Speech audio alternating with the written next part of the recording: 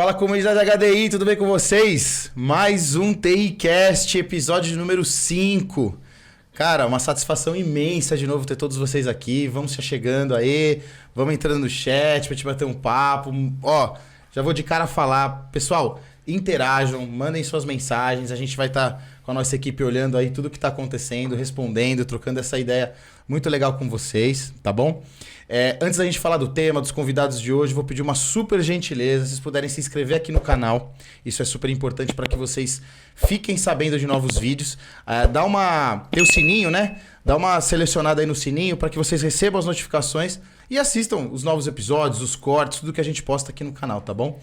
Muito importante também, se vocês puderem, se for aí da boa vontade de cada um, claro, não quero também ser o chatão aqui, comenta aí, dá um like, mas se puder dar um like e comentar, o robozinho do YouTube joga a gente lá em cima, aí o engajamento aumenta e mais pessoas da nossa comunidade que não conhecem o nosso podcast podem conhecer. Então é muito legal. Deixa sua mensagem aí, além de você deixar uma mensagem no chat, também escreva nos comentários do vídeo, que é muito bacana pro vídeo poder se impulsionar, tá bom? Bom, dito isso, pessoal, hoje a gente vai falar de um tema que com certeza é algo que a maioria dos gestores, das equipes, das empresas está passando, não só em tecnologia, em várias áreas específicas, técnicas, mas tecnologia tem sofrido muito, que é a escassez de mão de obra. E hoje a ideia é a gente falar aqui de um tema que pode ajudar a solucionar isso, ou pelo menos amenizar, né, esse grande problema que a gente vive hoje, que é a educação corporativa. Como a gente pode trabalhar dentro das nossas empresas, nossos ambientes, das nossas operações, maneiras, mecanismos, estratégias para que a gente consiga educar número de pessoas suficiente para a gente conseguir suprir essa nossa necessidade e também evoluir. Não é só a gente preencher as vagas, né? A gente vai conversar aqui hoje sobre como isso é um ponto estratégico para que o negócio evolua, a empresa evolua em vários sentidos. E também, obviamente, trazer para o lado de tecnologia, que é uma área muito afetada por isso, tá bom? Então, para a gente falar sobre isso hoje, pessoal, eu estou aqui com convidados especialíssimos, mas antes de falar deles, eu vou dar boas-vindas pro Felipão, que vocês devem estar estranhando. Ele está ali na telinha hoje, ele não está aqui do meu lado com o seu manto sagrado da Lusa, mas ele está com o manto sagrado da Lusa na casa dele. Mas ele entrou aqui, o que aconteceu, pessoal? O Felipe, infelizmente, foi vítima do nosso mosquitinho maravilhoso, a dengue. Pegou ele essa semana. Tá saindo já tá melhor, já tá levantando da cama, já tá andando, conseguiu entrar online, mas não pôde viajar, que ele mora aqui longe do estúdio. Não pôde viajar para vir até aqui, mas, Felipão, muito obrigado pelo seu esforço, de você estar aí de pé com a gente, tá? Se você conseguir também brindar com vinho, daqui a pouco a gente melhor ainda. Não sei se você tá podendo beber já aí, mas deve estar recuperado praticamente. Mas obrigado, cara. E hoje a camisa é Lusa Metal, então é duas paixões do cara, né? A portuguesa e o rock and roll. Felipão, bem-vindo. Eu que agradeço aí, obrigado pela introdução, Thiagão. Porra, é um prazer estar de novo aqui, mais esse episódio aí pra gente falar com duas feras aí sobre um tema que pode ser uma das grandes armas que a gente pode utilizar para a questão de tentar mitigar ou diminuir esse problema que a gente tem no mercado aí de, encontrar mão de obra qualificada, né, encontrar gente aí para trabalhar e conseguir desenvolver e operar, que seja, as áreas de TI. Então, vai ser um prazer falar desse tema aqui. E educação, particularmente, é uma paixão que eu tenho. Então, prazerzaço falar aí e participar com vocês de novo. Show de bola, Felipão. Bom, a gente está aqui com o Oscar e com o Ulisses, Oscar Sarkis, Ulisses Spune. Eles são amigos, né? Posso dizer, né? Não é só uma relação profissional que a gente tem com a HDI, claro. Isso é de muito tempo já, nossa relação profissional, de troca de experiências, a relação acadêmica com a HDI, que sempre troca em eventos conteúdos com eles, palestrantes nos eventos do HDI e outros também, enfim, são super próximos nós. Mas o ponto é que, além disso, eles são apaixonados pelo tema educação. E é um tema que, além de ter essa paixão, né, do dia a dia, que eles gostam muito do tema, é um tema muito necessário agora, então por isso que a gente convidou os dois para estarem aqui com a gente. Antes de eu começar a falar deles, eu prefiro que eles comentem de si próprios, enfim, do que fazem no dia a dia, empresa que estão, qual é a relação deles com a educação no dia a dia da empresa e também esse problemão de mão de obra que a gente já vai começar a falar, né? Oscar, por favor, fique à vontade, meu amigo. Então, primeiro agradecer aqui, tá com o Ulisses, tá com você, Felipe, e a oportunidade para falar de um tema tão sério, tão importante para a gente, né? No dia a dia, para quem está lidando com tecnologia e, evidentemente, que impacta até as relações familiares, de amizade, etc. Que é a questão da qualificação da mão de obra e, evidentemente, o emprego, né, dessas pessoas qualificadas, e o problema relacionado às empresas, né, em função dessa falta, dessa deficiência.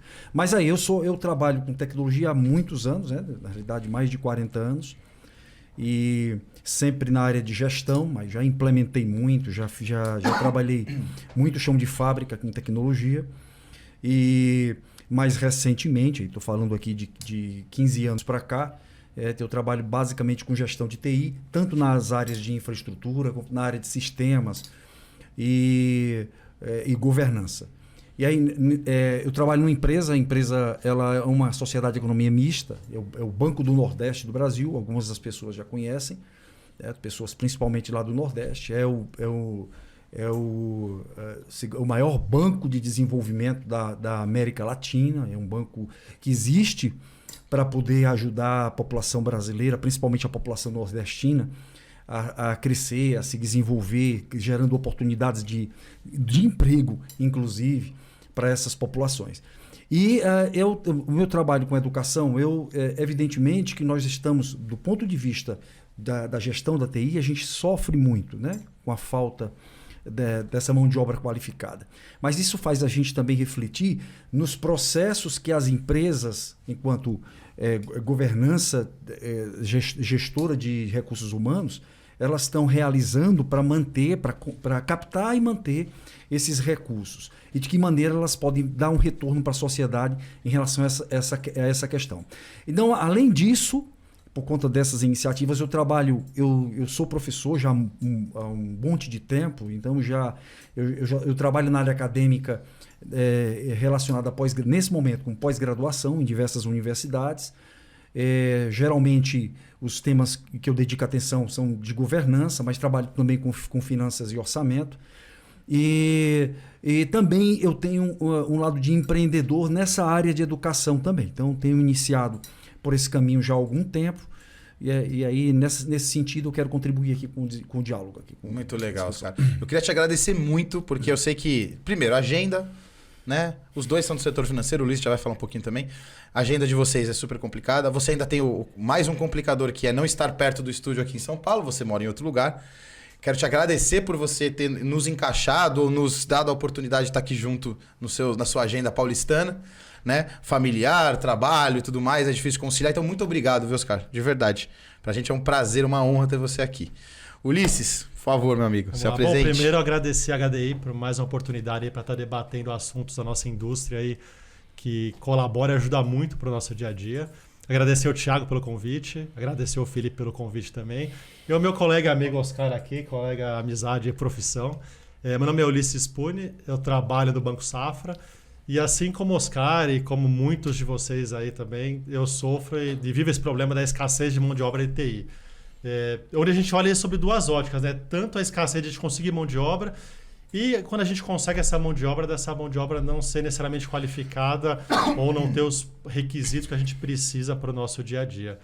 Então, eu acho que o objetivo do nosso bate-papo aqui é interagir bastante, trocar ideia, discutir e tentar chegar em alguns pontos aí, algum plano de ação para a gente melhorar ou minimizar a situação, essa dificuldade que a gente tem no nosso dia a dia. Show, Ulisses. Bom, antes de gente começar então a esquentar o nosso bate-papo aqui, quero só fazer um brinde aqui. O Oscar, fica à vontade, colocar sua cervejinha. Com licença. O Oscar é fã da cerveja, né? Então eu e o Ulisses vamos de vinho e o Oscar vai tomar sua Baden-Baden-IPA aqui. Maravilha. Saúde, Felipão. Saúde aí. Felipe. Saúde. Opa! Brinde virtual, mas tá valendo, né, cara? O importante é o brinde. É isso aí. Bom, seguinte, hoje a gente tá tomando aqui um Ponto Máximo, é um Gran Reserva chileno. Aproveitei para trazer um vinho chileno hoje, porque eu sei que o Felipão não é um grande fã, ele até gosta, mas não é o preferido dele. Falei, bom, já que ele não tá lá, vou aproveitar para trazer um chileninho bacana. Esse Ponto Máximo é um vinho custo-benefício legal. Carne vai bem com carnes, mas vai muito bem também com queijo temperado, ó. Por isso que eu trouxe esse queijinho temperado aqui. Vai comer um pra gente harmonizar. Vinho muito gostoso, frutadaço, muito bom. Esse é um 2017. E uma coisa interessante desse vinho: 5 vinícolas diferentes do mundo inteiro se juntaram para montar a estratégia e a produção desse aqui. Foi feito no Chile, mas tem a mão de vários países aí, então é bem legal, é bem democrático, muito gostoso, muito saboroso, tá bom? Fica a dica aí, pessoal. O queijinho tá bom, hein? Mas vamos lá. Ulisses, espero que você goste aí do vinho. Maravilha, obrigado, Thiago. Se não gostar também, infelizmente, eu sei que tem hoje. O Felipão deve estar tomando outro lá, mas não dá pra pegar ela na Araraquara. Vamos lá. Eu tenho um dado aqui pra gente começar o nosso bate-papo, que é o seguinte, ó.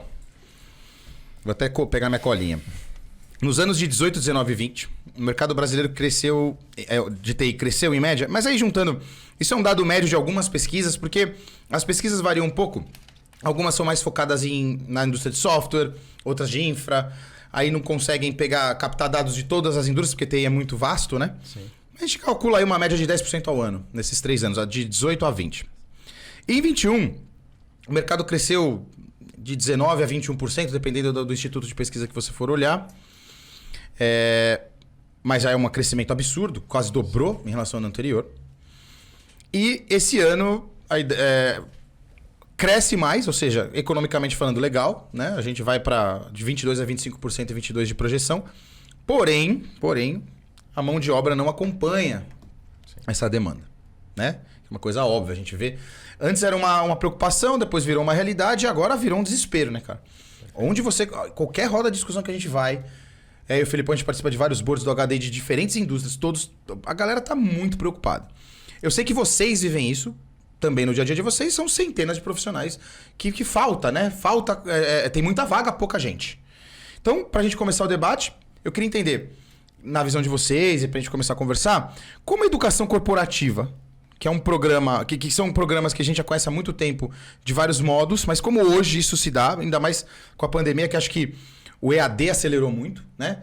Talvez o ensino possa ter se democratizado um pouco, mas eu não sei se a gente perde em qualidade, ou não sei se a qualidade é suficiente para suprir essa mão de obra. Enfim, como vocês estão enxergando esse presente e esse futuro que parece pior, e como a educação corporativa pode ajudar? Sim. É assim, Thiago, acho que a gente precisa dividir o problema em 2, né? Como eu falei na breve introdução aqui. A gente tem 2 problemas. Um problema é o que você falou, que a gente falta mão de obra, né? A gente tem X vagas e a gente tem X menos alguma coisa de pessoas a preencher. E quando a gente pega essas pessoas que estão se candidatando, estão aptas a entrar no mercado de TI, não necessariamente elas estão qualificadas ou elas têm o requisito que a gente precisa para a vaga, né? Falando um pouquinho sobre esse pedaço que a gente tem de mão de obra e a gente não consegue qualificação para elas, eu acho que a empresa tem um papel muito importante de capacitar e formar essas pessoas. E acho que a gente tem vários caminhos para fazer isso. Um com programas internos. A empresa precisa fornecer treinamento, precisa fornecer formação para o funcionário, porque às vezes ela tem a pessoa lá dentro, mas não tem a pessoa preparada. Então, para ela ir no mercado, tem essa dificuldade que a gente está conversando aqui. Às vezes um caminho, um atalho, ela pega aquele profissional que não está pronto ainda e lapidar ele dentro de casa. E como é que eu faço para lapidar isso? Com programa, com treinamento, né? Porque isso vai acabar aparecendo, né? Esse é um ponto que os caras, a gente também conversou bastante antes da gente chegar aqui. A gente sabe que vai acabar aparecendo o problema de base, né? Perfeito. Da falta de educação de base, que aí os profissionais já chegam com problemas, né, na vida adulta para começar a trabalhar. Isso é um ponto. Mas naturalmente a gente vai chegar lá. O que a gente vai tentar olhar antes é como a gente pelo menos tenta estancar o sangue agora, né, de quem já veio com esse problema de base, mas pelo menos a educação corporativa no dia a dia, como o setor privado ou as empresas, até empresas públicas, né, que têm seus programas, podem melhorar isso, né, cara? Pelo menos mitigar um pouco, né? Assim, primeiro a questão da caracterização do problema, né? Você falou, como é que eu posso mitigar? Mas antes, assim, é um problema que tende a piorar. Como é que a gente percebe isso? Você tem pesquisa recente do Best Place to Work, que fala que enquanto eu tenho uma defasagem de 50% a 60% de profissionais, principalmente na indústria de tecnologia, tá certo? Profissionais qualificados, as empresas elas estão dispostas esse ano a contratar mais 70%. Perfeito. Ou seja, na realidade eu tenho já um déficit e as empresas estão mais ávidas por conta do próprio crescimento operacional e da ênfase em tecnologia que elas estão tendo. Isso está sendo uma coisa que está piorada, né? Cada vez mais. O pior de tudo, dessa questão toda, é que você tem dois fenômenos aí que comprometem ainda mais a questão da educação corporativa. A primeira, evidentemente, que é a questão da falta de mão de obra qualificada, mas enquanto existe a mão de obra qualificada já estabelecida nas empresas, existe uma concorrência muito grande por essa mão de obra qualificada. Para complicar o cenário, essa concorrência ela não se dá mais no mercado local. Ela é uma concorrência que ela é global. Eu tive pensando ainda, uma coisa que um estalo que me deu. Antigamente a gente estava limitado por indústria. Eu concorro, o meu setor de TI concorre com o setor de TI do Safra. Sim. Não é assim. Na realidade, hoje em dia você tem uma concorrência de fintechs, de empreendedores individuais, de empresas que cada vez mais se baseiam em tecnologia para poder fazer o crescimento do negócio, crescimento orgânico do negócio, e esses acabam sendo concorrentes também do nosso setor, que é um setor que se fundamenta em tecnologia, hoje em dia. Só para dizer, por exemplo, o banco hoje ele tem centenas de vagas em aberto para profissionais qualificados muito bem remunerados. Ou seja, não são vagas só de base, né, Oscar? Não, são vagas muito bem remuneradas. São daquelas, por exemplo, que pagariam profissionais nível sênior no mercado. E que, infelizmente, a gente não consegue captar. Eu acho que uma coisa que inverteu um pouco nesses últimos anos é porque antigamente a gente escolhia a empresa que queria trabalhar, né, e lutava para entrar nela, né? Agora esse cenário mudou um pouco. Agora as empresas lutam para ter os profissionais, né? Então, na verdade, a luta está um pouco mais de igual para igual, entre aspas, depende do segmento, principalmente no nosso LTI, né? Então, as empresas precisam batalhar, precisa dar benefício, precisa dar condições e estruturas diferenciadas para o profissional, senão ele não vai querer trabalhar lá. Mas aí a gente está falando de retenção, né? Isso, perfeito. Beleza. Aí, tudo bem, você tem a educação corporativa qualificou esse cara, ou a educação que ele mesmo conseguiu em algum momento, tá lá, você está conseguindo reter. Então, nesse caso, não é só mais educação. Aí a gente está falando de um programa de Employee Experience, por exemplo, que é adequado, né? Com outros benefícios também. Sim. Até aquela questão de clima, propósito. Isso é um outro ponto, né? Como o dinheiro ele começou a ficar muito... Como a concorrência é muito grande, como o Oscar falou, vem toda hora alguém querer pensar seu profissional ali... Sim. Não é só mais... Tudo bem, você vai cobrindo o salário dele e tal, mas aí uma hora não é mais dinheiro, né? Sim. Se ele fala, tá, vou ganhar parecido aqui, ali. Beleza. Qual empresa tem um propósito que se encaixa mais com a minha? Né? Isso atrapalha vocês num banco que é um ambiente mais tradicional? Porque, por exemplo, se você pega até os bancos que são... os bancos techs aí e tal, eles não seduzem a mão de obra de vocês com coisas que, pela tradição de empresas tradicionais, às vezes você não consegue flexibilizar. Como é que vocês trabalham isso para reter o cara? Então, assim, tem uma questão aí que é bem importante colocar. A primeira, assim, que existe uma diferença sobre essa mão de obra que é contratada. No nosso caso, eu tenho uma questão do concurso. Né? O concurso ele garante uma certa estabilidade. E por conta disso, você acaba freando um pouco, ou então acrescentando aí um ingrediente que acaba sendo mais atrativo. Tá. Em compensação, o mercado privado ele consegue oferecer mais benefícios do que em geral, dependendo evidentemente de uma questão relacionada à meritocracia aí, ao resultado, já que você vincula a remuneração ao resultado que a pessoa efetivamente, ao valor que a pessoa efetivamente está trazendo ao negócio. Então você consegue ter alguns diferenciais importantes de remuneração, coisa que o setor público ele não consegue. Ele nivela, tudo bem, nivela no nível alto, mas nivela. Então essa é uma questão. Do ponto de vista de manutenção dessas pessoas que vieram, que entraram por meio de concurso, o banco ele perdeu alguns profissionais desses para a iniciativa privada. Alguns deles, inclusive, foram para outros países viverem a experiência deles lá em outros países. Ainda é um percentual reduzido. Em relação à mão de obra terceirizada, ou contratada em regime de serviço, outsourcing, qualquer tipo de modalidade dessa, o problema é muito mais grave. E aí eu faço referência a uma coisa que o Ulisses tinha falado anteriormente, que você falou em relação à questão de de qualificação das propostas. O que é que eu posso oferecer para esse cara ficar? Essa questão da remuneração ele é um componente importante, mas ele é um fator higiênico, certo? O que é importante adicionalmente a isso são algumas coisas que os caras lá, os americanos, eles são Harvard, falam de 4 P's lá relacionados à motivação, a propósito, a gostar do que está fazendo, tá certo? E essas coisas propriamente ditas. Aí, nesse sentido, você pode fazer algum tipo de trabalho. Para empresas terceirizadas, há um problema adicional. É porque, no caso do setor público, a gente trabalha com um regime de contrato limitado por 5 anos, são 60 meses. Em condições excepcionais, eu posso estar fazendo algum tipo de extensão desse tipo de contrato. Mas são ciclos que são extremamente dolorosos para o profissional qualificado.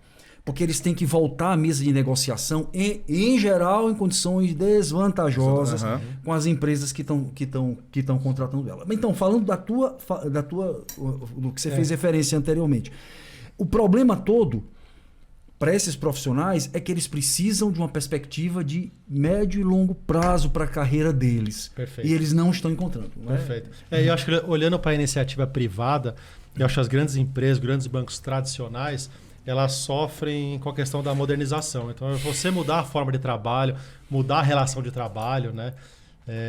Eu, com esse meu viés acadêmico, eu gosto muito de fazer link histórico com as coisas, né? Então, se a gente olhar para... A parte social e econômica sempre anda muito junta. E aí, consequentemente, a relação de trabalho também, né? Se a gente puxar o link aí na história, se a gente olhar para a Revolução Industrial, né, acompanhando tudo isso, quando a gente pega a primeira Revolução Industrial lá, a gente estava numa fase de manufaturas, trabalhos personalizados. Então, olhando para a relação de trabalho, eu tinha profissionais que faziam coisas específicas, personalizada, faziam unitário, né? E era uma relação muito próxima ali, bem ou mal, com o empregador, muito próxima com o cliente. Com a evolução da Revolução Industrial, a tendência foi eu cada vez produzir mais, produzir em volume e padronização, porque é mais fácil e barato de produzir. E, consequentemente, a relação de trabalho também foi massiva, né? Então, eu tinha lá 50 vagas de operador X para fazer a mesma coisa. E, para mim, tanto faz se a pessoa 1, 2 e 3 é o João, a Maria, o José. Para mim, eu vejo tudo igual como números, né? E agora, nessa nossa última revolução industrial, isso sem falar em tecnologia, né? Sem puxar esses links todos, esse negócio começou a se inverter de novo, né? Eu parei de olhar para o massivo. Eu voltei a olhar para a coisa personalizada. Eu saí daquele negócio de eu vou produzir 50 carros cinzas. O mercado não quer mais isso. O mercado quer comprar um carro e quer pintar o teto de preto, quer colocar um estofado diferente. E, consequentemente, a mão de obra é igual, né? Por quê? Porque as empresas mudaram também. Eu comecei a deixar de ter só aquelas grandes companhias, grandes empresas, e começaram a nascer as startups. O que é startup? Vou fazer uma relação muito maluca assim com o passado, né? Cara, são pequenas manufaturas. Pequenas manufaturas criando sapato, criando coisa personalizada ali. E é isso que o profissional está buscando. Ele quer ser reconhecido. Ele quer ser, eu sou, entre aspas, o artesão ali que estou fazendo aquele negócio. Então, eu sou o Ulisses, eu não sou mais um ali no número. Sim. Né? E aí, como é que as empresas grandes e privadas se adequam a isso? Acho que esse é o grande desafio. Ela tem que começar a mudar o ambiente de trabalho dela, tem que colocar um plano de carreira para aquela pessoa. Ela não pode entrar como operária apertando parafuso e morrer apertando parafuso, né, como antigamente. Ela quer crescer, ela quer ser reconhecida, ela quer ser chamada pelo nome, né? E que é o que uma startup faz, né? Ela olha para as pessoas horizontal, né, e não vertical. Então, acho que esse é um dos fatores que as empresas precisam mudar para conseguir reter o profissional, né? Porque tem a questão de grana, que nós já falamos aqui, mas que não é só isso, né? Que não é só isso. O dinheiro ele vem ao longo das décadas sendo cada vez... Não é menos importante, é cada vez mais um fator. Com certeza. Né? Não, ele é importante, óbvio, mas ele é tão importante quanto outras coisas. Né? Exato. Na realidade, assim, mas a questão... Os caras só colocam um pouquinho o seu microfone. Aí, bro. Tô tomando uma chamada do Edu. Aliás, aproveitar aqui a deixa. A partir do próximo episódio já estamos de estúdio novo, não é isso, Edu? Chega mais, Edu, o produtor, tá chegando na área. Ó, estúdio do Edu aqui semana que vem, né? Semana que vem já tá pronto, né? Já tá pronto. Então, próximo episódio. Novidade total, outro ambiente, outro grandão, espaço bem maior. Tá te falando no microfone, né? Agora eu tô tomando uma bronca aqui. Semana que vem, estúdio maior, espaço mais legal. Novidades. Isso aí, podcast HDI, TIcast, logo mais estúdio novo. Bom, os caras, a gente quer vir tomar vinho no estúdio novo depois. Vocês vão vir e é legal a gente estar junto na despedida desse aqui também, né? Com que certeza. foi. A gente fizemos episódios sensacionais, né, Edu? Sim. Muito bom. Bom, mas seguindo. Aí, Oscar, é o seguinte, você dizia. Oi, Felipe, quer falar? Ah, Felipão, manda bala. Eu queria fazer uma pergunta aí pros feras. Diretamente do metaverso. Manda bala, Felipão. Não, então, assim, eu acho que a questão da capacitação técnica, eu acho que, para quem olha como gestor, eu acho que o Oscar vai trazer aí um exemplo mais case em relação à questão de como é que você começa a tirar do papel algum programa de efetivamente pegar pessoas que não têm aquela capacitação geradas lá naqueles 13 anos do colégio que deveriam ter ensinado coisas básicas, a pessoa passou, não teve a educação adequada, como vocês já comentaram no começo aí, a gente tem um problema crônico, né, de questão de educação, parece que não se resolve, mas enfim. Aí quando cai na mão da empresa, numa situação como essa, onde você precisa contratar mão de obra, e aí eu tenho que parar de olhar para a questão de buscar a mosca branca do mercado para tentar transformar o que a gente tem de gente disponível em pessoas que possam produzir no nível que a empresa efetivamente precisa. Mas o meu ponto aqui quando eu olho para a questão da capacitação técnica, me parece um pouco mais fácil eu montar um roadmap de preparação contínua. Eu acho que o Oscar vai entrar, inclusive, num processo até para quais ferramentas a gente vai utilizar, né? O Ulisses também fala um pouquinho de metaverso e tal. Mas aí, no nosso briefing lá, eu lembro que surgiu a questão do ponto do Ulisses, que era a questão de uma orientação melhor, de carreira, das pessoas ter uma expectativa melhor sobre o trabalho. E aí tem um pouco do lado mais de humanas da coisa de preparação. Eu acho que isso, eu não sei se as empresas já estão preparadas e têm essa visão. E aí eu queria ouvir um pouco dos dois aí.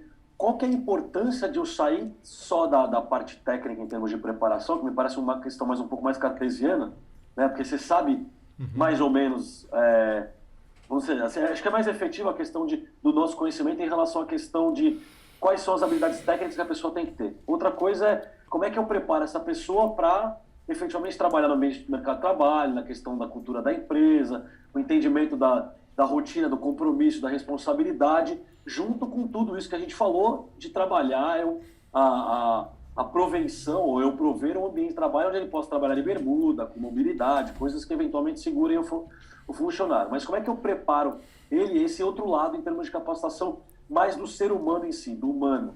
Né? Por onde a gente começa? Que experiência que vocês têm?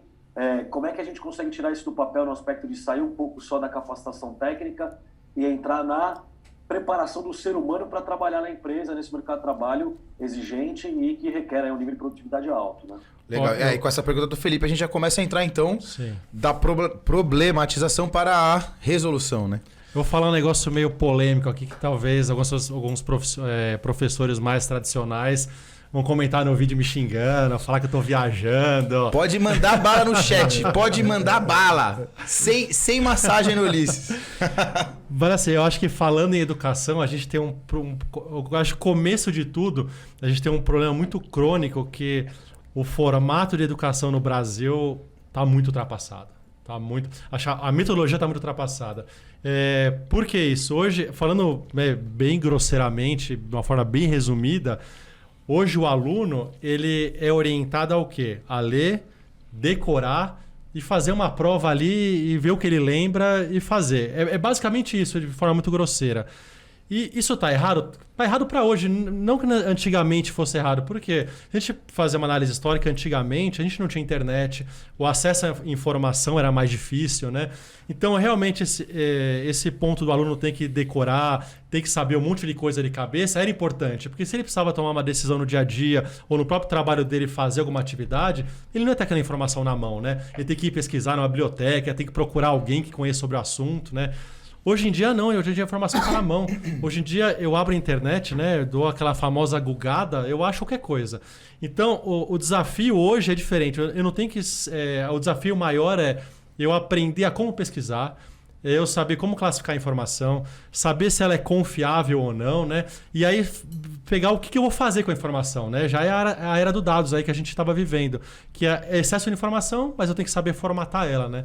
Então eu acho que o aluno deveria aprender desde os primórdios lá, e se não aprendeu a gente deveria orientar agora, independente da fase que ele tiver, é ensinar ele isso, ensinar a pesquisar, ensinar a formatar a informação e aí como ela utilizar da melhor forma possível. E ver se ela é verídica ou não. Então acho que está na raiz o negócio já. Acho que a gente tem que mudar esse formato. E é independente se é TI, se é economia, se seja lá o que for. Então acho que o primeiro ponto é esse. E eu acho que o segundo ponto que você comentou aí, né, sobre a orientação. Hoje, infelizmente, boa parte das pessoas, dos alunos, ou quem está principalmente começando a carreira, ela não sabe o que quer. Ou ela não conhece os caminhos das possibilidades que ela tem para traçar, né? Então ela olha assim, eu vi ali na TV ou li em algum lugar que ser desenvolvedor é legal. Ela começa a estudar para ser desenvolvedor. Mas não tem uma orientação de alguém que fala para ela, olha, os desafios para desenvolvedor é isso. Normalmente quem escolhe essa profissão é legal ter esses skills. O caminho, o plano de carreira é dessa forma. E você pode ser desenvolvedor dos mais diversos tipos aqui, né? Eu posso falar com linguagem web, enfim, o horizonte é gigantesco, né?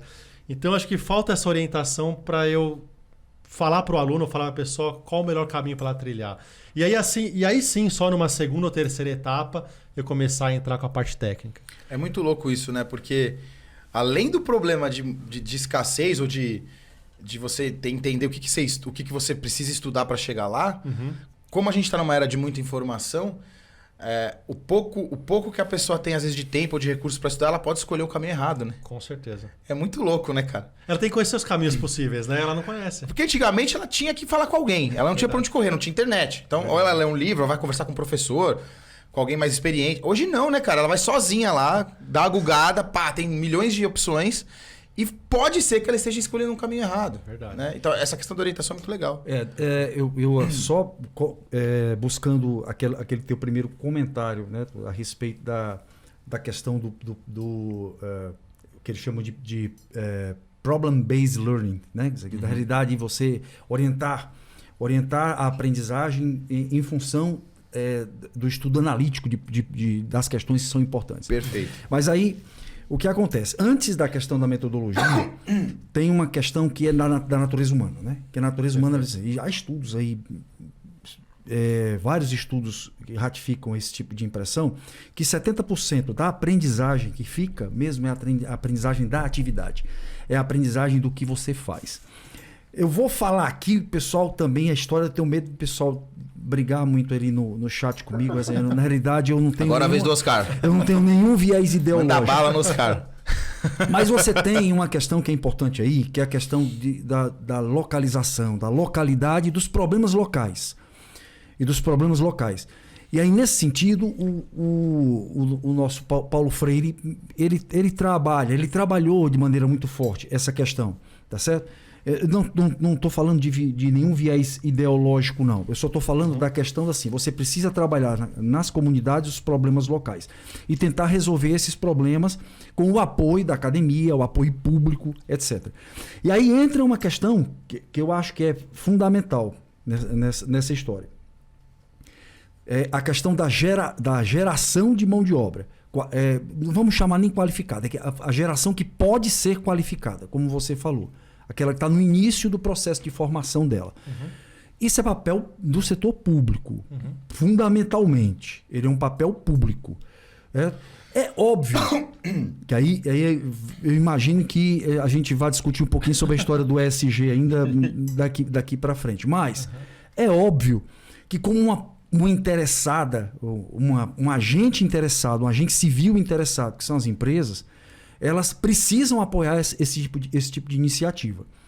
Mas aí, assim, não é por isso que eu falo, volta à questão da orientação. Não é uma orientação por orientar, porque eu acho que não há... Alguns princípios até eles são gerais. Mas há momentos em que o Estado ele precisa orientar, ele precisa dizer o que ele acha que é mais importante. Ele faz isso não baixando leis ou impondo algum tipo de restrição. Ele faz isso criando oportunidades que estão concentradas em alguns setores que são importantes e que, no final das contas, vão repercutir na economia como um todo, que vão gerar empregos, ou que, então, que são setores que estão dinâmicos, que precisam da mão de obra. Esse é um papel importante, na minha concepção também, sem viés ideológico, do setor público. Esse papel conjunto, ele não pode ser descartado. E aí nós estamos falando de iniciativas que já existem, como até nós já discutimos a respeito disso.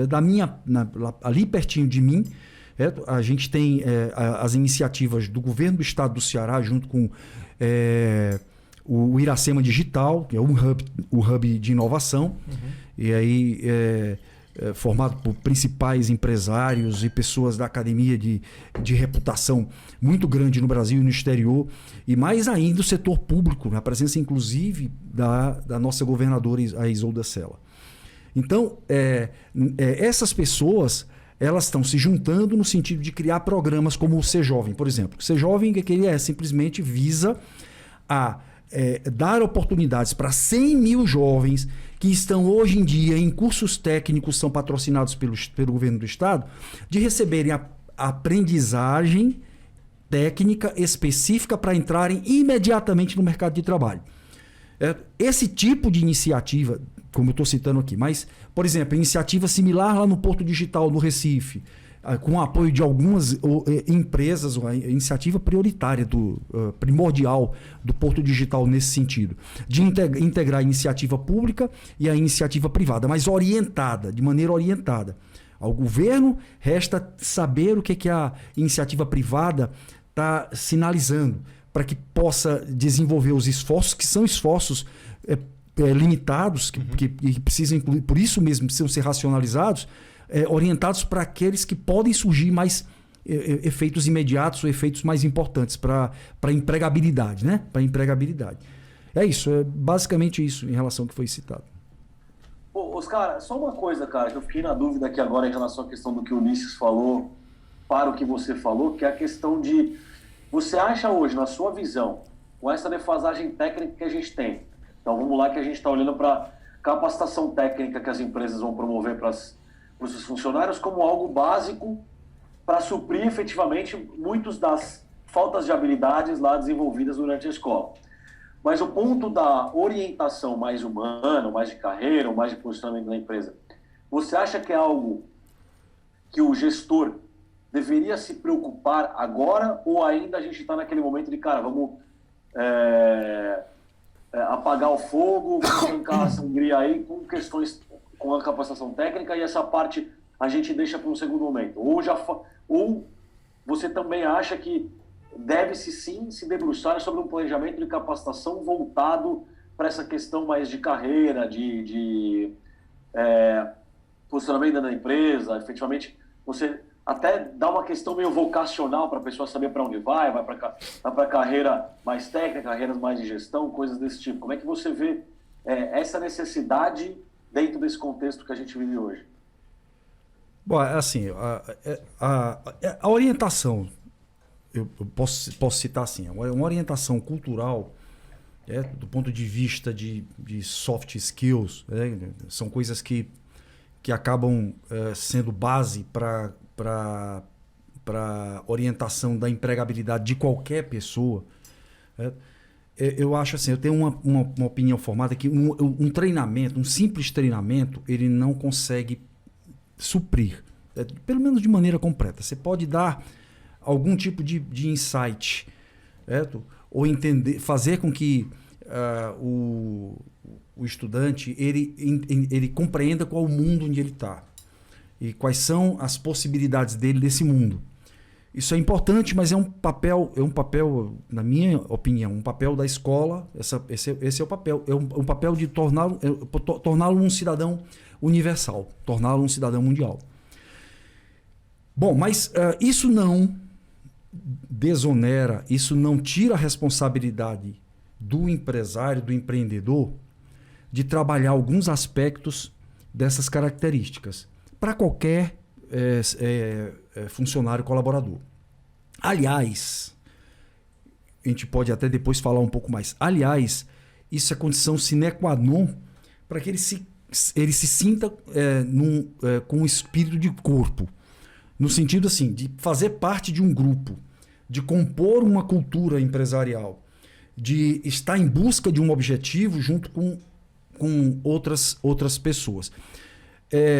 Então, por exemplo, nessa linha, eu gosto muito, não sei se os amigos que estão nos assistindo aqui e vocês conhecem alguma coisa do Viktor Frankl, que é o psiquiatra, na realidade o autor, o criador da primeira escola de psicanálise, da terceira escola de psicanálise austríaca.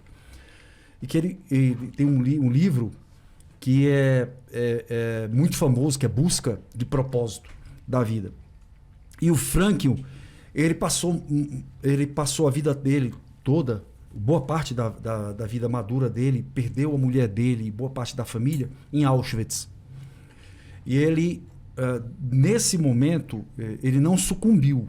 Ele acabou saindo e aí foi produtivo o resto da vida dele. Vou fazer um parênteses para nossos amigos. Auschwitz é o campo nazista. Campo de concentração nazista, sim. O maior deles, né? Mundial. Isso. E aí o que ele conta no livro? Atrocidades que ele presenciava. Situações que levariam ao extremo qualquer um de nós. E aí uma coisa que ele coloca de maneira muito forte no livro dele, que é por isso que ele busca por um propósito, busca por um motivo. Man's Search for Meaning, o nome do livro dele. E o que ele fala é o seguinte, é que sem um propósito na vida, qualquer que seja o propósito, uma pedra para a gente se agarrar, a gente não sobrevive. A gente não consegue caminhar. Um propósito na vida pode estar e deve estar relacionado ao crescimento da empresa. Os japoneses, eles têm isso de maneira muito forte neles. Né? Eles nascem, eles se sentem maduros quando eles entram numa linha de produção da Toyota, de uma empresa dessas lá, e eles morrem lá. E lá eles aprendem todas as características da cultura deles. A parte básica foi criada na escola.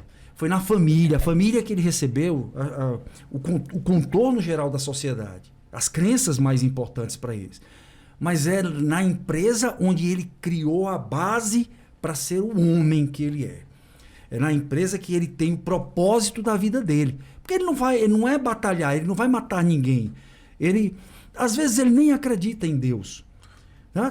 Mas ele acredita no trabalho dele. O trabalho dele é tudo para ele. É a base, inclusive, de sustentar a família dele. Fora o tempo que ele passa no trabalho em relação aos outros momentos da vida, né? Então, o empresário colaborador, ele não pode, de maneira alguma, retirar de qualquer tipo de formação, por mais técnica que seja, qualquer tipo de qualificação, ele não pode retirar esses aspectos culturais, empresariais, que o pessoal chama de missão, visão, objetivos, etc. Que o pessoal do planejamento estratégico gosta muito.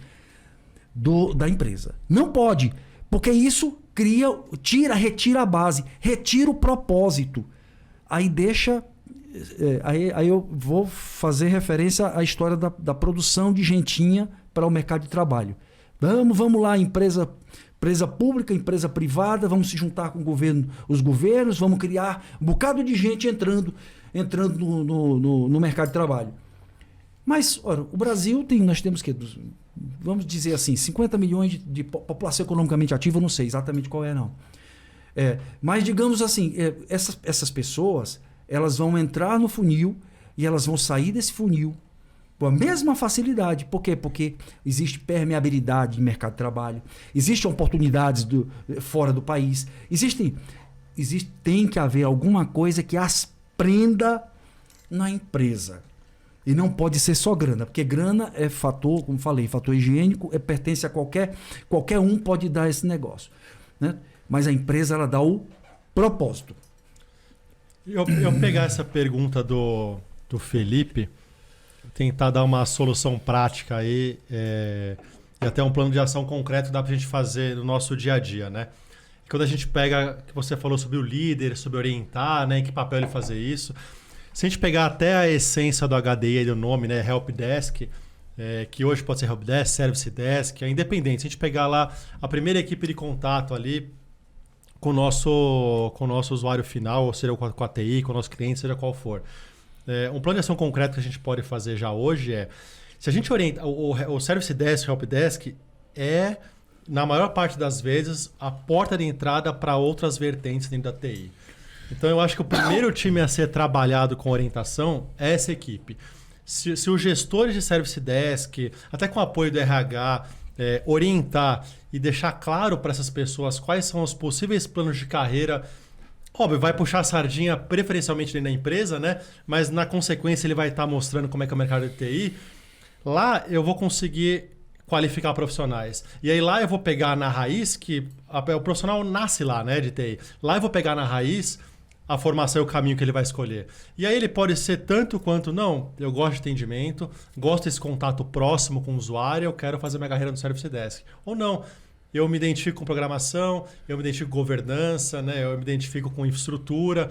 Então, eu acho que a orientação precisa nascer de lá. Eu acho que essa é uma solução prática que a gente pode tirar aqui do nosso bate-papo. Orientar essa equipe, o gestor ter esse papel importante, a gente consegue dar o primeiro passo para a qualificação. E aí sim vem os programas que a gente já falou, né?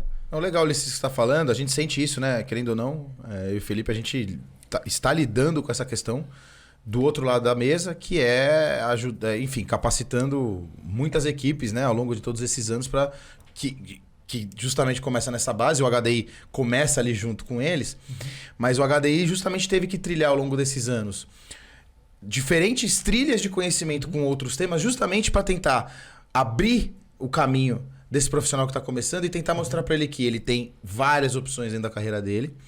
E aí a gente começa a acoplar, inclusive, conteúdos novos e de conceitos e de experiência do cliente. Enfim, uma série de coisas que a gente faz de ir além do suporte, né? Obviamente. Justamente por isso, Ulisses, para a gente poder abrir o olho de quem está chegando e ajudar as empresas a terem mais profissionais capacitados para várias áreas de TI. Não só para a nossa área, né? Opa... Falei pra vocês de tirarem falei, galera, vamos deixar o celular no silencioso e tal. Pá, que é o meu tocou. Mas era o despertador.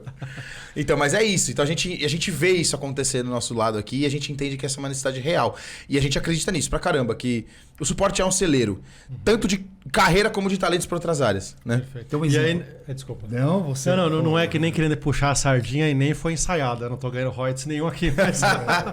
Mas se a gente olhar para o trabalho da HDI, é isso, né? O profissional pode escolher, com base na HDI, tanto trilhar área de gestão ou áreas técnicas, né? E se você pegar o material, que eu já tive a oportunidade de tirar a certificação tudo da HDI, a base começo lá é a introdução, é falar sobre o mercado, falar sobre um plano de carreira. Então, acho que isso é importante, acho que dá o norte para a pessoa escolher o plano de carreira. Abrir o olho, né? Não tentar...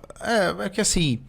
É uma questão mesmo de propósito também do Instituto, né? A gente compartilhar conteúdo para abrir a mente da galera mesmo. Acho que essa é a ideia, né? Você ia falar alguma coisa? Eu ia, assim, só complementando, estou falando de questão de ferramenta. Você falou de ferramenta. Então, ainda em cima de Service Desk, Help Desk. Então, por exemplo, você tem o que o Lean trabalha muito, que é essa história de Kanban, os mapas de humor.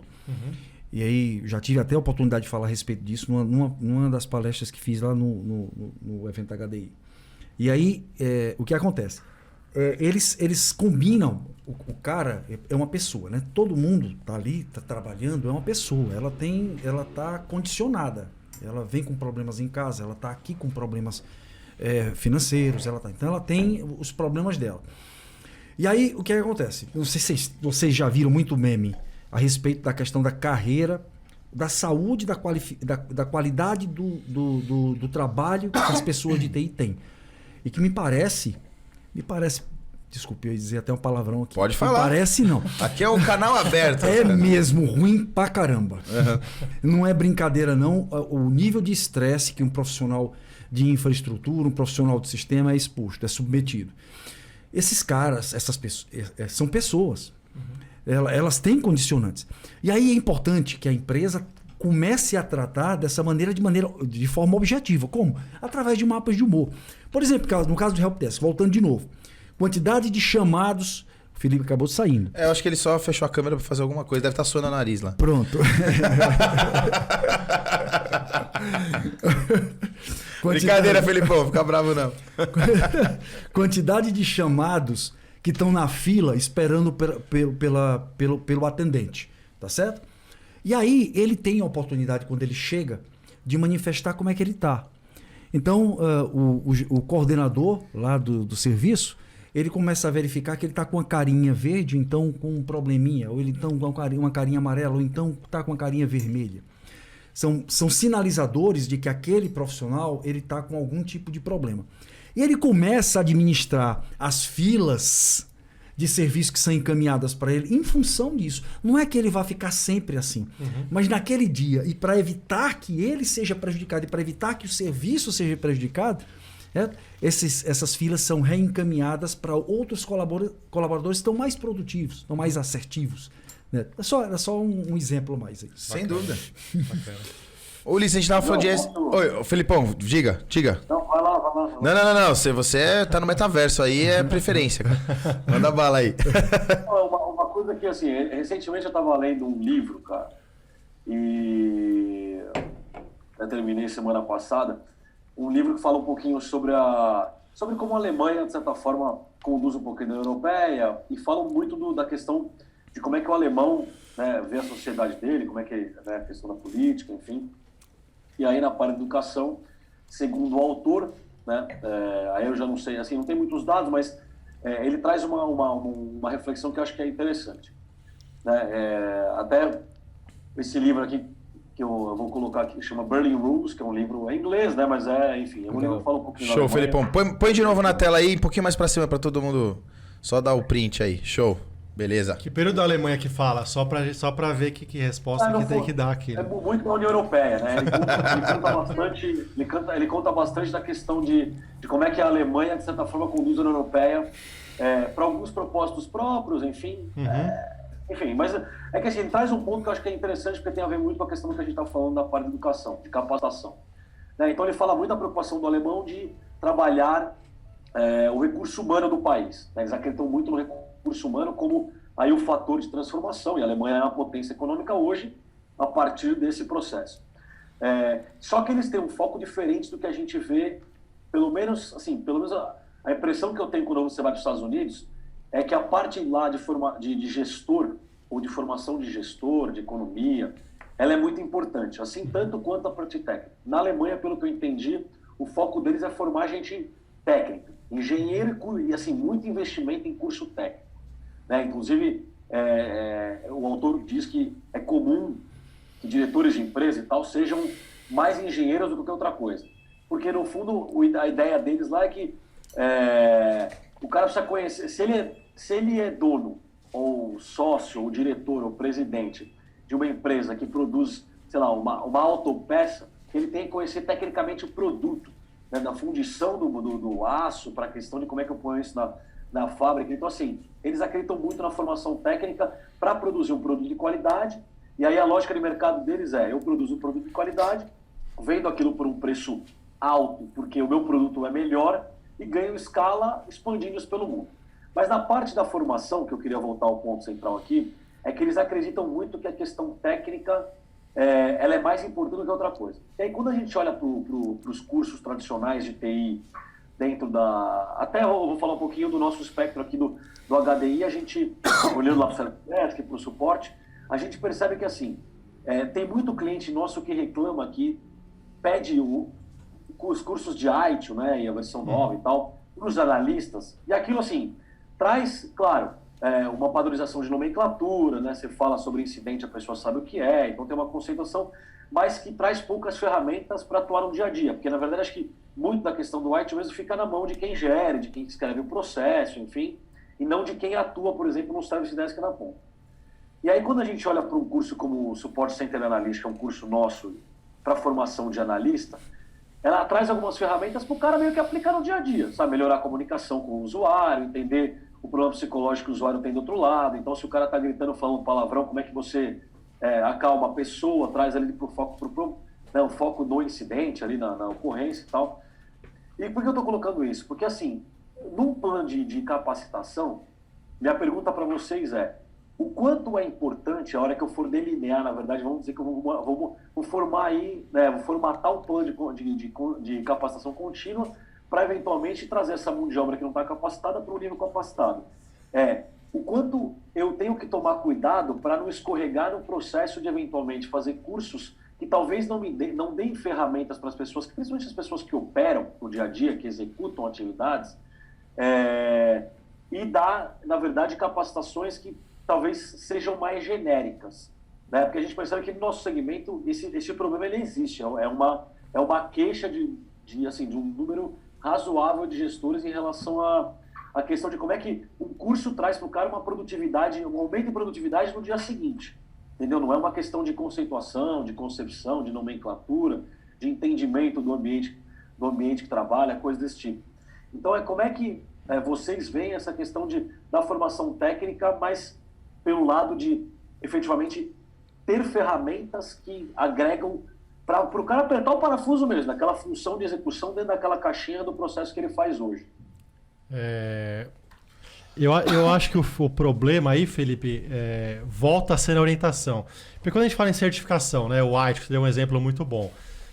Hoje o pessoal, quando vai fazer o curso de ITIL, ele vai e faz o ITIL V4. Porque é o que está mais disponível aí, é o nosso atual. Aí a pergunta é, quem que usa o ITIL V4 full no Brasil, nos Estados Unidos, na Europa, no mundo? Cara, a gente está começando a adaptar alguns pedaços. Hoje a essência das operações é o ITIL V3.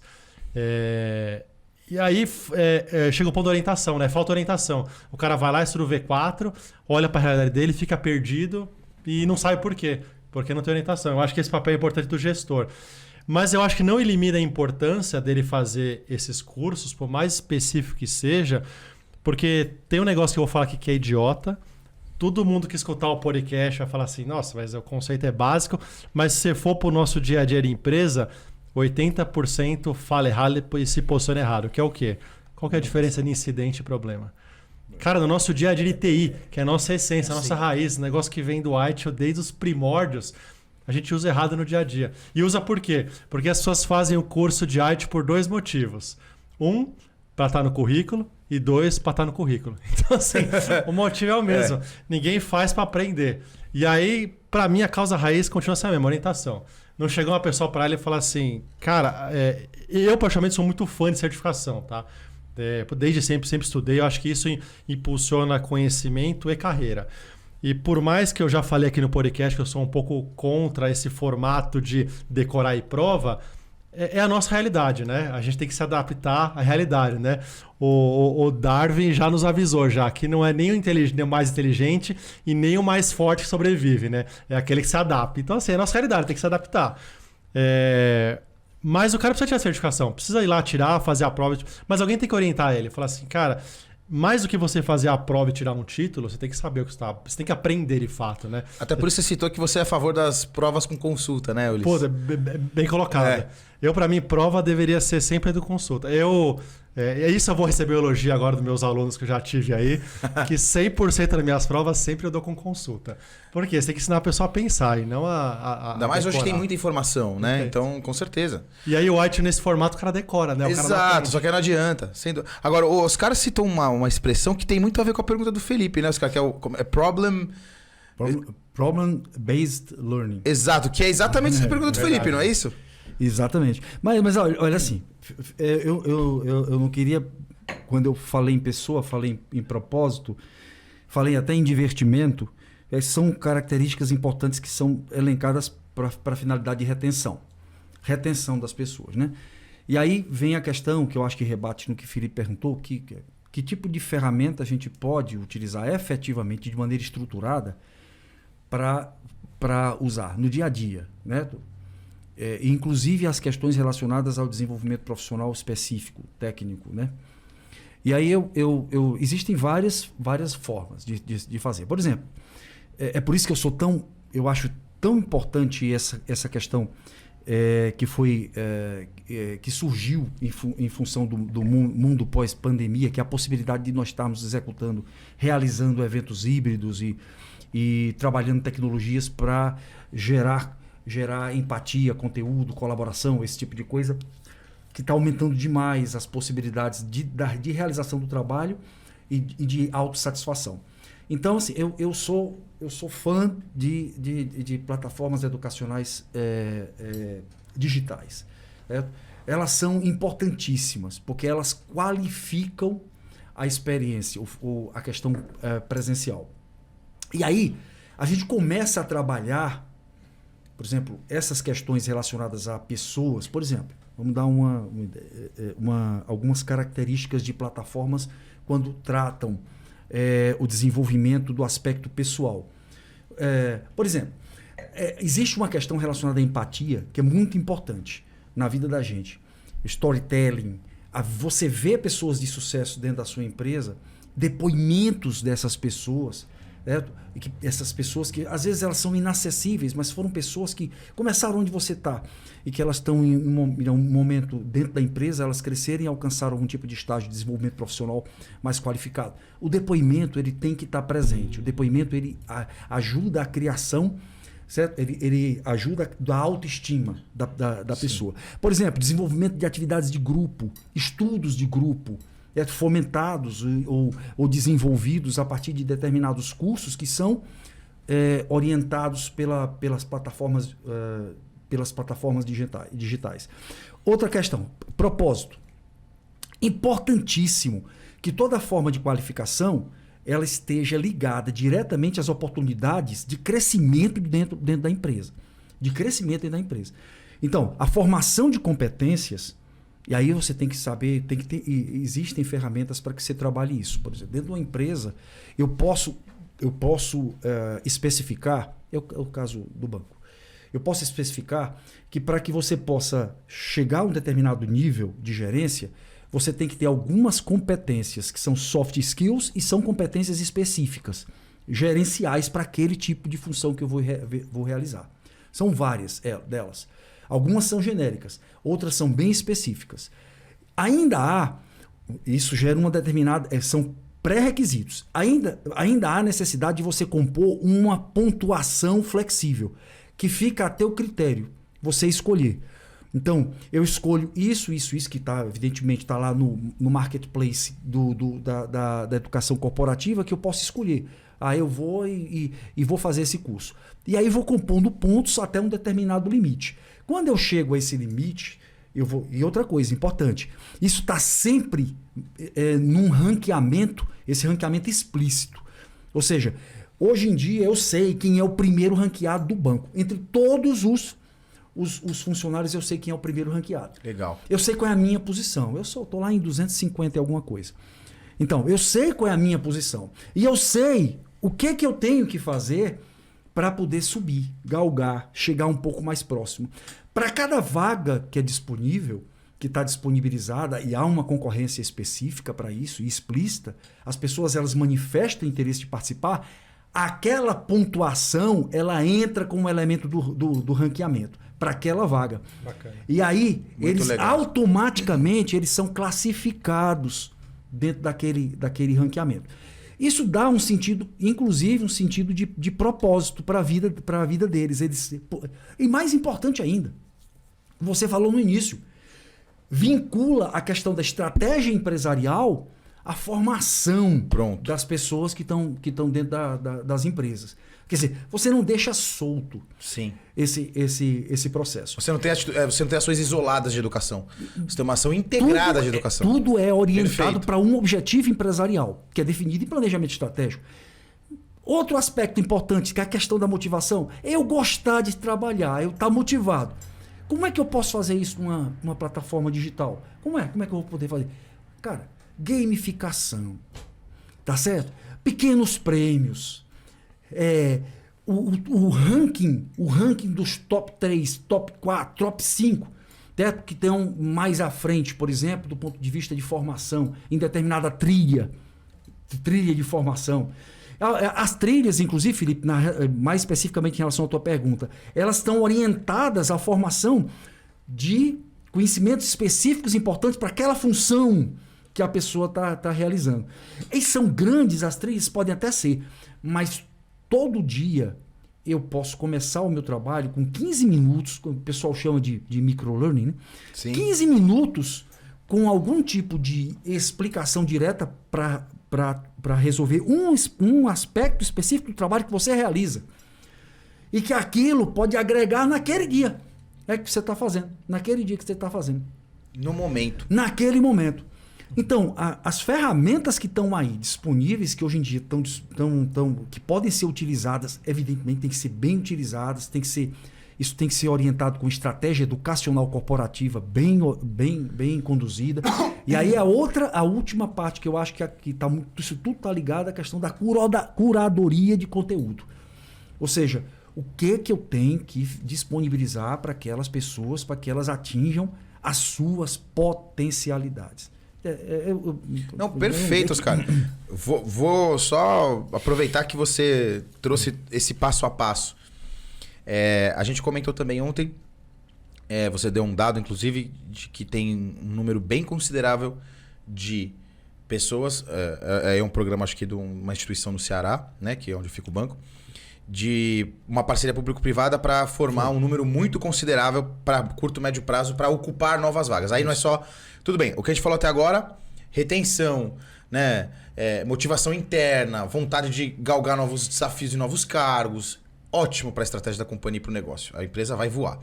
Agora, ela vai crescer com isso. E aí quando ela crescer, as novas vagas aparecem. E aí essas vagas novas que estão difíceis da gente conseguir. Também. Como é que funciona aquele projeto que você comentou? É uma parceria... Da realidade, assim, você tem... Eu tô te perguntando isso especificamente para você dar esse exemplo, mas que para quem tá assistindo, eventualmente, possa pensar em parcerias assim para os seus ambientes, entendeu? O que acontece é assim, evidentemente que essa iniciativa ela tem que partir de uma ação conjunta, pública e privada, né? E a gente está falando de pessoas, são pessoas que se motivam. Eu estou falando de um Mauro Oliveira lá no estado do Ceará, estou falando de um Silvio Meira no estado de Pernambuco. Certo? No Porto Digital. São pessoas que têm essa possibilidade de conversar com o setor público e setor privado e chamar essas pessoas para interagirem. Evidentemente, todas elas existe um processo de convencimento e todas elas são chamadas porque tem algum tipo de interesse imediato nesse processo. Mas tem visão estratégica de futuro. Todas elas, aí, por exemplo, no caso do Iracema, são mais de 300 pessoas da mais alta capacidade estão lá discutindo o tempo todo e participando das principais rodadas de discussão a respeito desse tipo de iniciativa e utilizando o governo, as iniciativas públicas, o dinheiro público para gerar essas oportunidades.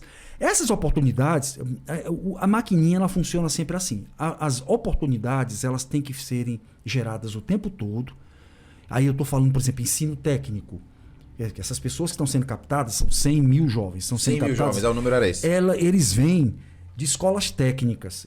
São pessoas que eles estão estudando para trabalhar em algum tipo de aspecto de engenharia ou então de computação, em alguma coisa desse tipo.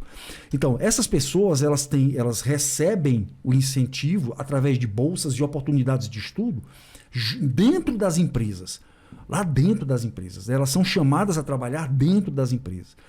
Então, elas vão entrando o tempo todo. À medida que o mercado está precisando, essas pessoas elas vão continuar entrando. Elas vão continuar... E aí, mais ainda, interessante. À medida que existe um certo escasseamento, né? Ou escassez dessas oportunidades, à medida que essa mão de obra ela for sendo preenchida, há necessidade do governo reorientar essas iniciativas para áreas, como eu acabei falando aqui, para áreas que estão emergentes, que são áreas que precisam de mais mão de obra, que às vezes estão precisando de um pouco mais de esforço do setor público. Mas importante, essa discussão é o tempo todo feita, certo? A 6 mãos. Uhum. Ela é poder público, ela é iniciativa privada e universidades, né? O setor de competência nesse país, que tem as ideias, que propõe os mecanismos. Né? Existe um pouco de sair da cadeira também então, né, Oscar? Pelo que você está falando, porque programas existem. Talvez não o suficiente, claro, mas existem e talvez estão sendo mal aproveitados pelo setor privado. Talvez a gente tenha lá uma galera na operação falando, pô, não tem mão de obra para contratar, mas tá sempre tentando as mesmas soluções de sempre e por isso que continuam com os mesmos problemas. Talvez exista o fato de você levantar da cadeira e falar assim, poxa, eu vou procurar alguma instituição dessa, porque talvez eu tenha condição quanto o setor privado de até bancar um pouco disso, patrocinar o crescimento de uma determinada ação em alguma comunidade que está fazendo um trabalho legal junto ao ensino público, ao setor público, sei lá. Tentar, quanto setor privado, ir lá para tentar melhorar um quadro para si próprio. Né? E não ficar na cadeira esperando e reclamando. Pô, só vem não tenho mão de obra. Tô com 700, 800, 900 vagas em aberto aqui. Não consigo completar. Talvez a gente precise levantar da cadeira e ir lá. Nas instituições, nos projetos. Ah, poxa, eu não tenho... você precisa de 700 pessoas. Putz, eu não consigo formar 700 pessoas agora. Mas se você, de repente, fizer um plano comigo aqui, a gente juntos pode conseguir.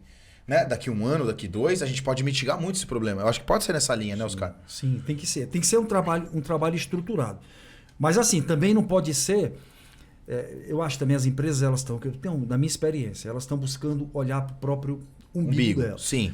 Quando elas estão olhando o umbigo delas, aí, por exemplo, nós citamos uma empresa... Eu não gosto de falar o nome de empresa. Então, assim, uma empresa, por exemplo, que é parceira HDI...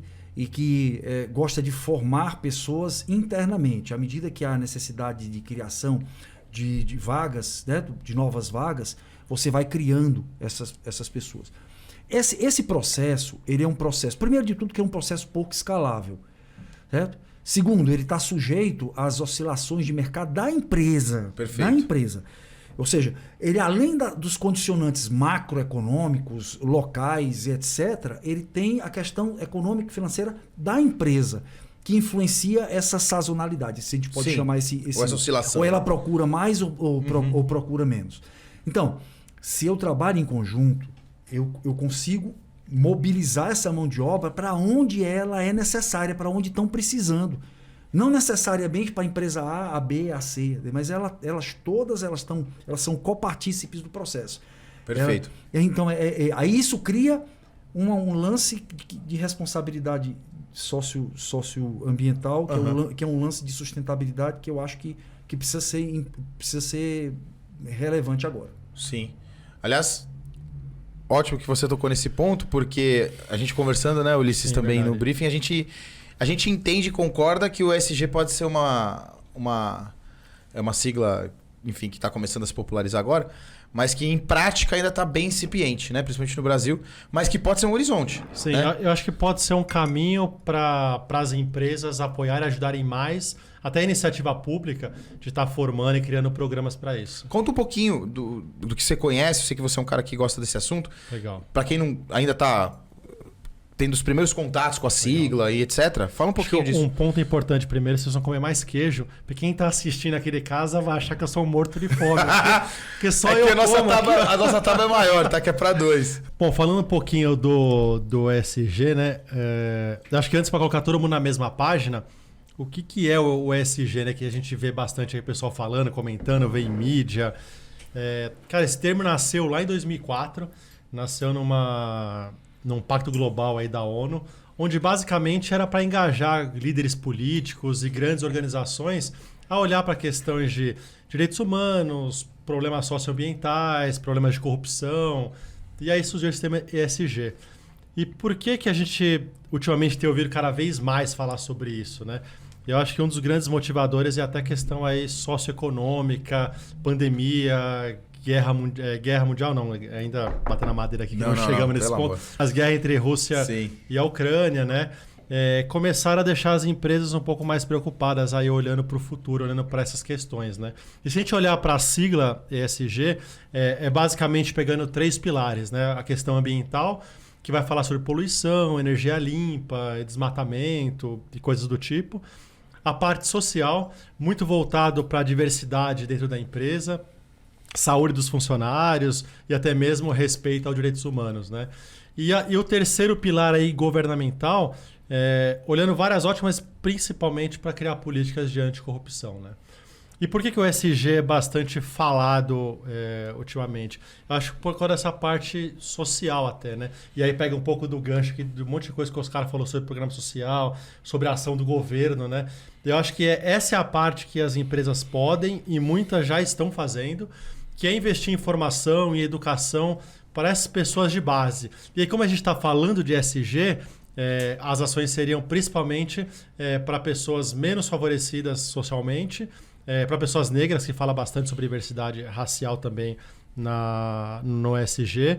E as empresas usam disso para criar programas, porque o que elas ganham com isso? Né? Eu acho que basicamente ganham 3 pilares. Não necessariamente nessa ordem, mas vamos tentar acreditar nessa ordem. Primeiro, olhando para o futuro e preocupado mesmo com questões socioambientais, porque se a empresa não resolver esse problema hoje, no futuro, se ela também não tiver um mercado capital aí para atuar, para vender, para prestar serviço, ela também vai quebrar. Então ela precisa que o ecossistema funcione direito, né? Eu acho que um segundo pilar que a empresa ganha é incentivo fiscal, que isso é desde sempre, né? A empresa que investe e coloca dinheiro em ações sociais, ela vai ter incentivo fiscal com relação a isso, né? E o terceiro grande pilar que vai de encontro aqui ao nosso tema, ao que a gente está falando aqui o tempo todo, é de fato criar ações de educação para formar esse pessoal. Então, eu acho que por isso que esse tema tá muito alto. E as empresas, de fato, estão investindo, né? E hoje a empresa que usa esse selo do ESG, ela acaba tendo um reconhecimento, ela acaba ganhando nome com isso também, né? E você acha que com isso ela atrai...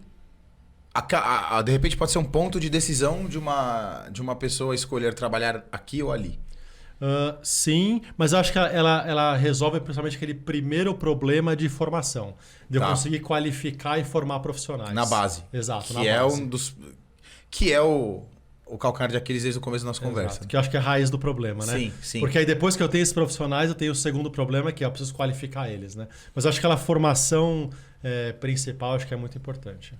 Muito legal. Bom, beleza. Então, esse é um ponto importante para as empresas olharem também como mais uma ação para mitigar o apagão de mão de obra. Sim. Mais um ponto. A gente conversou nos bastidores sobre educação no metaverso. Sim. Inclusive, o Felipe ele gosta bastante desse artigo, né, Fê? Que é aquele artigo do professor Davi, que a gente conversa com ele também bastante sobre isso, que é Metaverso na Educação. Tem um post no nosso blog. Ele ainda, claro, é um post de blog, então não pode ser um white paper com 15 páginas. Ele tem as suas limitações de tamanho para você chegar numa profundidade. Então aqui talvez a gente consiga falar um pouquinho mais. Vocês enxergam isso como uma possibilidade também de melhorar a atração desses novos profissionais para as nossas empresas. Não atração, uma qualificação também, né? Com certeza. Eu acho que o metaverso, olhando para a educação corporativa, a gente pode usá-la como ferramenta de qualificação. Porque se a gente for voltar à discussão aqui sobre problemas da nossa formação educacional, um dos problemas que a gente tem é o interesse e a motivação do aluno também a prestar atenção na aula, a engajar no conhecimento, né? E eu acho que o metaverso consegue trazer o aluno para dentro disso, porque consegue deixar uma experiência de ensino muito melhor. Então, exemplo, para quem não sabe o que é o metaverso... Isso que eu ia perguntar. Como é isso na prática, né, Ulisses? Eu acho que para ficar palpável para todo mundo, eu acho que o metaverso nada mais é que o que a gente chama de realidade virtual, né? Sim. É a gente criar aquele mundo fictício e conseguir interagir dentro dele, né? Então é estar presente nele, estar dentro de um universo criado da forma que a gente quiser. Mas que seria, por exemplo, que é quem é mais antigo, assim, ou é o jogo The Sims ali, né? A gente criar um universo, interagir. Acho que é a primeira tentativa aí de... Evento virtual do HDI é um exemplo lá. Não, mas primeiro evento em metaverso do Brasil, hein? Perfeito. E para quem teve a oportunidade de participar do evento, todo mundo realmente entrou e interagiu, né, no universo virtual e com a mesma capacidade de interação do que se estivesse presencial, né? Por exemplo, você deu um exemplo de uma situação médica. Como seria isso? Perfeito. Então, olhando para o ensino, né? Então, hoje no ensino, exato. Isso, na universidade, né? O médico, ele vai ver a apostila, vai ver foto, vai até interagir ali num cadáver, num corpo presencial, mas com o metaverso ele consegue ir muito além disso, né? Ele consegue olhar de perto ou entrar num órgão, navegar numa artéria, ver de perto como é que é um corpo humano. Se a gente olhar para o ensino de história, por exemplo, em vez do cara estar aprendendo Egito, ele muito mais que foto, de que vídeo, ele vai poder, por exemplo, andar dentro de uma pirâmide, entrar numa pirâmide, né? Visitar uma pirâmide. Uma reprodução perfeita do que é a realidade, né? Exato, perfeito. Hoje já tem muitas empresas usando o metaverso como... por incrível, apesar de ser um assunto novo, mas usando já como forma de comércio. Eu estava lendo um blog esses dias que tem empresas dos Estados Unidos fazendo um trabalho de shopper, onde a pessoa vai numa loja, lá nos Estados Unidos com uma câmera 3D e a pessoa aqui coloca o óculos para poder interagir no universo e ela se sente dentro daquela loja e ela vai escolhendo o que ela quer comprar. Quero essa bolsa, quero principalmente a mulherada, né, que gosta de comprar lá fora. Sim. Quero aquela bolsa, quero aquele vestido. Então, acaba inserindo dentro de uma realidade, né? Cara, é muito louco isso, né? E eu acho que mais um ganho que eu acho que é exponencial é... Hoje, se a gente quiser estudar no MIT, que é um desejo aí de todo mundo de TI, eu preciso minimamente me mudar para os Estados Unidos, né? Se eu não for fazer nenhum curso online. Mas é que o online também é meio híbrido, né? Parece que tem que ir lá. Se for um curso de extensão, você tem que ir lá. Tem. Né? Eventualmente, para fazer algumas aulas práticas presenciais. Não é tão simples assim. Né? Agora, imagine com o metaverso. O metaverso Um funciona animal. aqui.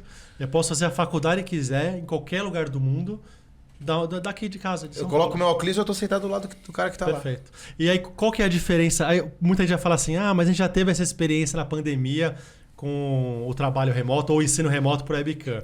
Acho que a principal diferença é, quando você usa o webcam, você está atrás da câmera ali, você está vendo uma situação, né? Quando você está usando no metaverso, você está dentro da situação.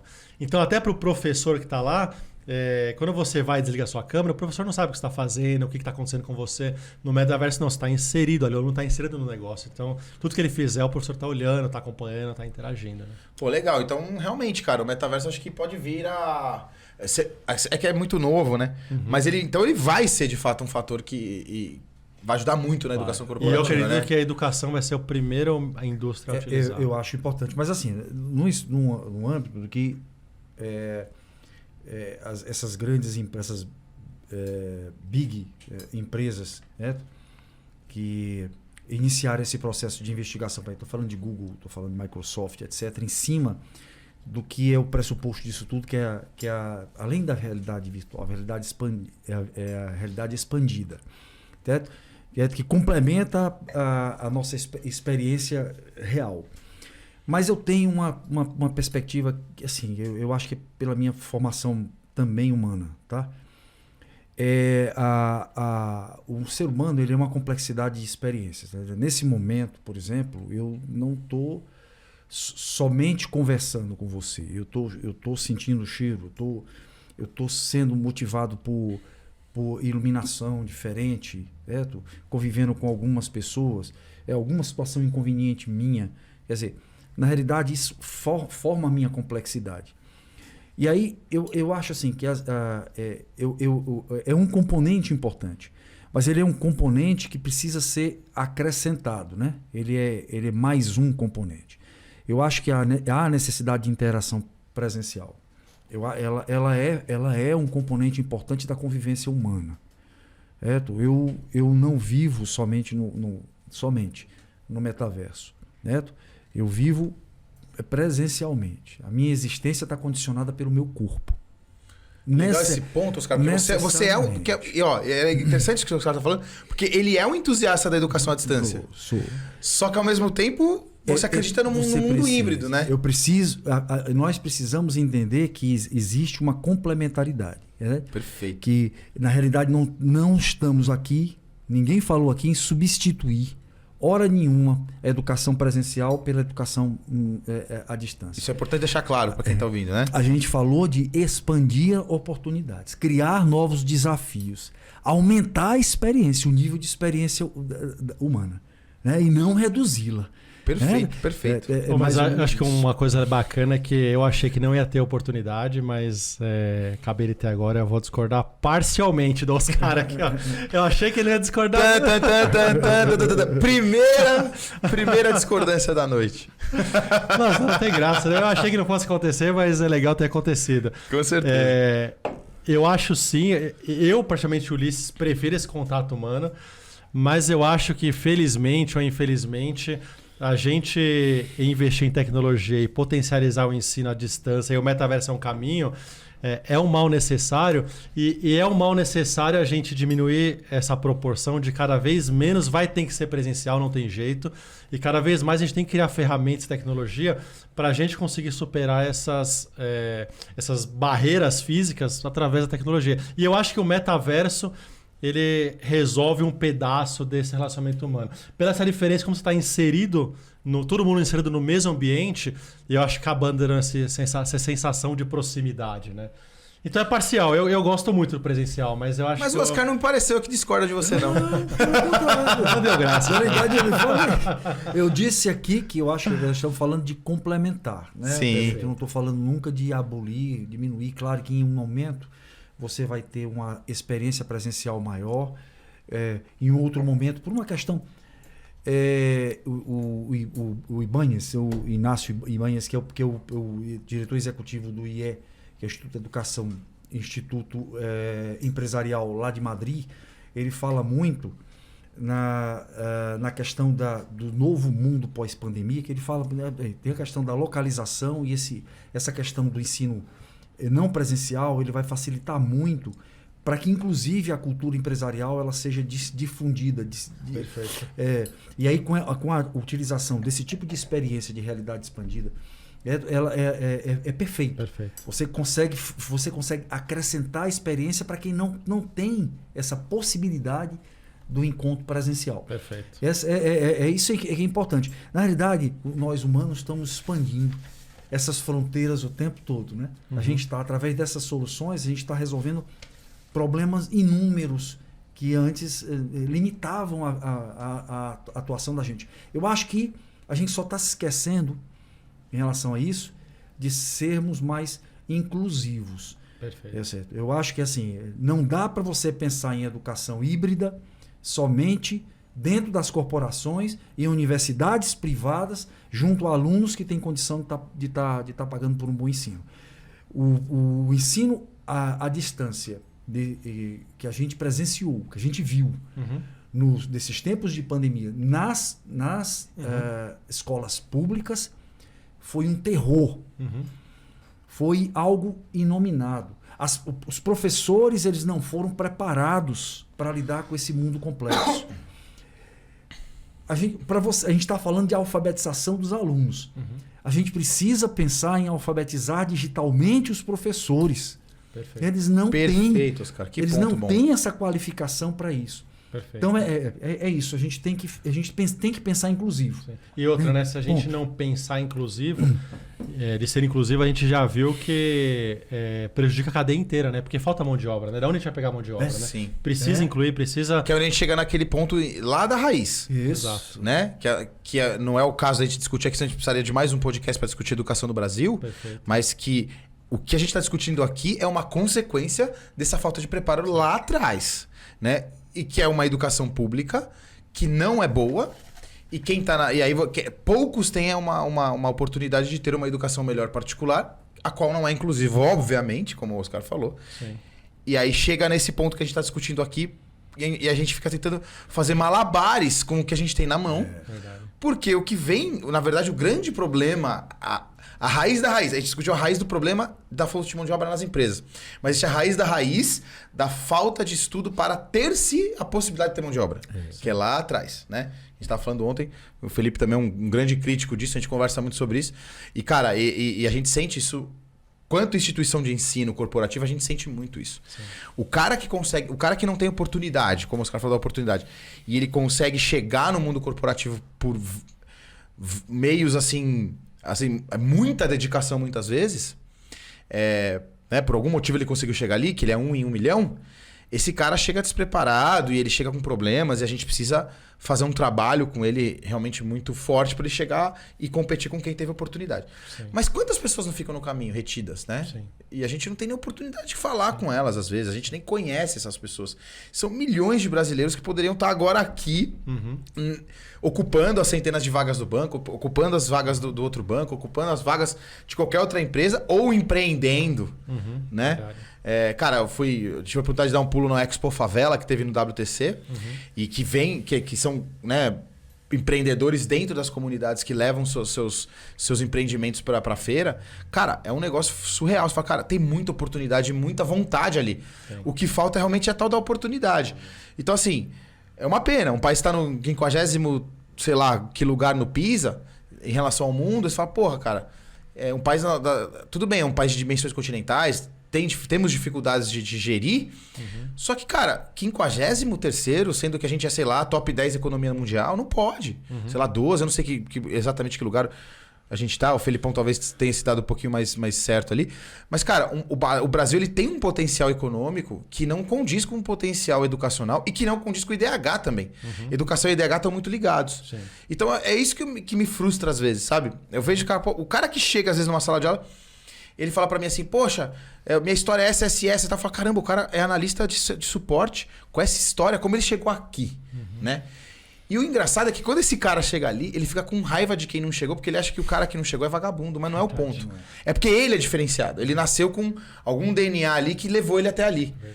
Mas não necessariamente o cara que teve essa natureza, ele também é um cara que não é porque ele é preguiçoso, é porque ele talvez tenha, né, uma inteligência diferente e não conseguiu chegar ali.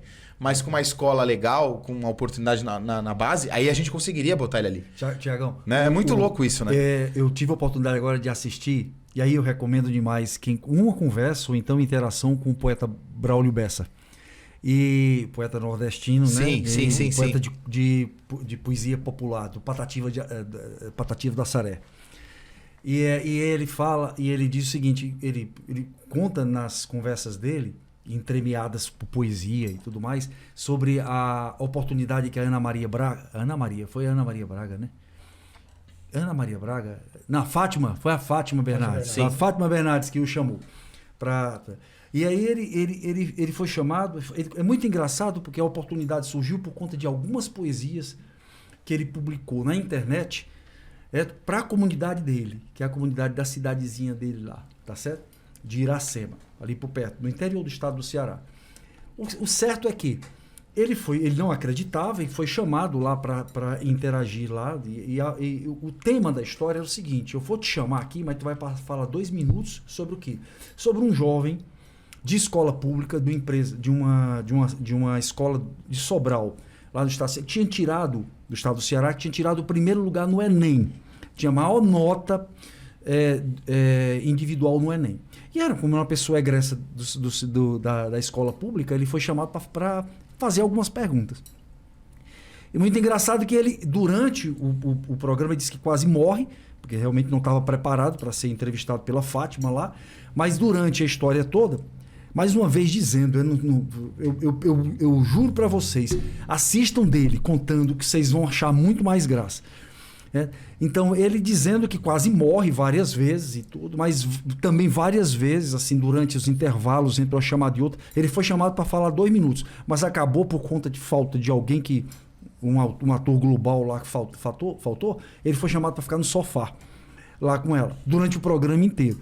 E ele disse que toda vez que terminava e iniciar o intervalo, ele criava coragem para pedir para ela para dizer um poema. E aí, ele não tinha coragem, depois assim, durante a última etapazinha, ele chegou e disse para ela, isso durante ao vivo, disse assim, eu queria aproveitar para contar um poema para você. E aí ele fez. Ele disse até o seguinte, que se ele tivesse feito isso entre um comercial e outro, provavelmente... dentro do intervalo, ela teria dito um não e ele não poderia. Como foi durante não tem como a negar. história, ela não iria negar. Bom, mas o certo é que ele foi chamado para isso, voltou para casa. No dia seguinte, ele disse que a quantidade de e-mails, mensagens, etc., que a Globo recebeu pedindo para que ele voltasse foi enorme. Um sucesso estrondoso. E a partir daí ele pôde fazer, parece que hoje em dia ele parece que celebrou esse ano 9 anos de contrato ininterruptos com a Globo. Que legal. Entendeu? Então é a questão da oportunidade. E a digitalização, ela é uma grande oportunidade para as pessoas. Sim, a gente consegue, talvez finalmente, dar uma oportunidade para uma pessoa que não teria em momento algum. Nada. E no médio prazo, talvez a gente tenha esse benefício. Talvez a gente esteja agora com uma oportunidade, Oscar, de daqui 6, 7, 8 anos, a gente não está discutindo isso aqui mais. Sim. Hoje, como a gente está hoje, né? A gente tem essa chance. É uma questão da gente se conscientizar e tentar ajudar também, né? No setor privado, que as classes mais abastadas tentarem olhar para isso. Porque muitas vezes não é do interesse de quem chegou lá, né? pô, cheguei aqui, cara, já me matei pra ter aqui, agora pra mim tá bom. E isso é 90% do pensamento, cara, não tem como. Infelizmente. E assim, não dá nem pra você... Tudo bem, cara, você vai falar o quê? Né? Ok, realmente o cara lutou, chegou ali, vou pegar ele, colocar uma algema e falar, não, você vai ajudar a base de novo. Se o cara não quer, não quer. E isso é 90%, 95% da nossa sociedade. Então talvez se a gente conseguir olhar pra isso... com a tecnologia a gente conseguir incluir um pouco mais, esse problema da mão de obra que a gente tem hoje talvez mude. Que é diferente dos problemas... Porque esse apagão também acontece fora do país hoje. A gente estava discutindo isso, que a grama do vizinho é sempre mais verde. Mas hoje a gente tem esse problema fora. Né, também, em alguns países principalmente, só que por motivos diferentes, né? O Ulisses estava comentando, nos Estados Unidos, né, Ulisses? Sim, a gente tem motivos diferentes, né? A gente tem mania de achar que os Estados Unidos é perfeito, né? O brasileiro gosta muito dos Estados Unidos, né? Gosta muito. Mas lá a grama realmente não é mais verde, não. Lá também eles estão com problema de mão de obra também, de forma geral, e em TI também, por outros motivos, né? Os motivos não são os mesmos que nós. Mas basicamente o problema lá é o baixo crescimento da sociedade, o nível de natalidade caiu bastante, a mortalidade subiu. Teve problemas com relação à pandemia agora também, né? Que trouxe medo do pessoal sair de casa e tal. E isso gerou um fator que o desemprego lá está hoje mais ou menos em 3,5%, 4%, né? E essa massa de desempregado, uma parte dela não quer voltar para o mercado de trabalho porque o governo dá um auxílio de $300 semanais para ela. E ela acaba pondo na balança o quanto vale a pena ela trabalhar ou ficar recebendo auxílio do governo, né? E isso também acabou também gerando uma diminuição muito grande de emprego. E aí, por causa da pandemia também, o americano começa a ficar seletivo na busca de emprego. Ele quer trabalhar remoto, ele não quer trabalhar presencial. Então, a gente também tem um movimento do americano procurando emprego fora dos Estados Unidos nesse forma de trabalho virtual. Muito louco. E aí é complicado, porque é uma mão de obra qualificada. Sim, com né? certeza. Esse problema educacional de base eles não têm. Aí joga desigual com nós. Exatamente, é isso aí. Ou seja, piora um pouquinho mais.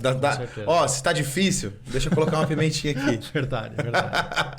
Correção desleal. Cara, é isso, né? Acho que a gente falou bastante de boas soluções, de boas ideias. Sim. Eu queria agradecer muito não só a presença de vocês, mas vocês dividirem... Eu sei que tem coisas que a gente falou aqui que talvez vocês nem pensassem que vocês fossem falar por várias questões, né? Vocês trabalham em empresas, instituições grandes, financeiras, que eventualmente... Né, o compliance é sempre muito rigoroso, a gente se preocupa com o que fala e tal. Então acredito que vocês até expuseram mais do que imaginavam e eu agradeço, porque quem está ouvindo pode se beneficiar por isso. Sim. Felipão, você tem mais alguma consideração? Quer colocar algum ponto? Ih, Felipão tá sem som aí, Endo. Sem som. Só um segundinho. Ih, eu voltei. Falha da videoconferência, né, cara? Coisas acontecem. Mas, enfim. Não, acho que assim, foi bastante produtivo, né? Acho que a gente abordou bem, de certa forma, num nível de profundidade que eu acho que é legal para os gestores conseguirem, talvez, tomar pelo menos um início aí em relação à questão de como é que eu monto um plano de ação em relação à capacitação para suprir um problema que, no fundo, a raiz está lá na educação de base, né? Na verdade, não tem muito o que fazer, né? A pessoa já chegou na empresa, então, no fundo, o que a gente pode fazer é tentar diminuir esse problema. E acho que as soluções colocadas aqui, as ideias, acho que foram bem legais para que qualquer gestor consiga, no fundo, ter algum nível de insight aí para algumas iniciativas que eventualmente possam tentar diminuir esse problema crônico ou que parece pontual. Isso vai e volta num certo nível, mas o problema de educação no Brasil, sinceramente, como cidadão falando aqui, eu não consigo ver um horizonte de curto prazo na resolução disso. Então, enfim, vai sobrar para as empresas realmente tentarem fazer um papel que o governo, de certa forma, não está suprindo. Tem jeito. Perfeito, Felipão. Obrigado demais, Ulisses e Oscar. Sensacional aí. Obrigado pela contribuição. Senhores, considerações finais, recados finais, um abraço pra galera. Acho que primeiro agradecer a HDI pela oportunidade, acho que o bate-papo é muito enriquecedor, acho que todo mundo só aprende, né? É um jogo de ganha-ganha gigantesco. E assim, acho que cabe a nós aqui fazer a nossa parte, né? Porque se a gente for pensar assim, a gente é muito pequeno no mundo disso tudo, não adianta fazer nada que não vai mudar, né? Acho que cada um de nós aqui trabalharmos, olharmos para isso, buscarmos ações do nosso dia a dia dentro da empresa, né? E a HDI, como já está fazendo também, de dar suporte a tudo isso, a gente consegue melhorar um pouco o nosso futuro. Acho que influencia Esse é um todo pensamento mundo. muito confortável, né, Ulisses? De Sim. você falar, sou um grão de areia, não vou fazer nada, não adianta e tal. Perfeito. Não é bem assim, né, cara? Perfeito. Às vezes você é um grão de areia que move muitos outros grãos de areia aí Sim. e que com o tempo isso pode ser muito eficaz, né? Sim. Perfeito. Oscar, obrigado, viu? É só agradecer aqui. Show demais conversar com vocês, e interagir e discutir um assunto que nos é tão caro, né? Tão importante. E talvez seja a motivação para as nossas carreiras hoje em dia, tentar contribuir através desse. Até como professores, né, Luiz? Com certeza. Até como professores, a gente tem essa sensação, esse sentimento de que a gente precisa contribuir um pouco mais, sair um pouco mais da sala de aula e trabalhar mais politicamente, boa política, né? Não política partidária. Politicamente, para que essas coisas que a gente sabe que podem funcionar, melhorar, elas possam acontecer. E aí eu acho que a função também do HDI, de dar essas oportunidades, abrir um pouco o leque de discussão, porque eu acho também que, evidentemente, que em algum momento você vai ter que trazer gente para trabalhar mais tecnicamente, as coisas que envolvem a nossa TI, né?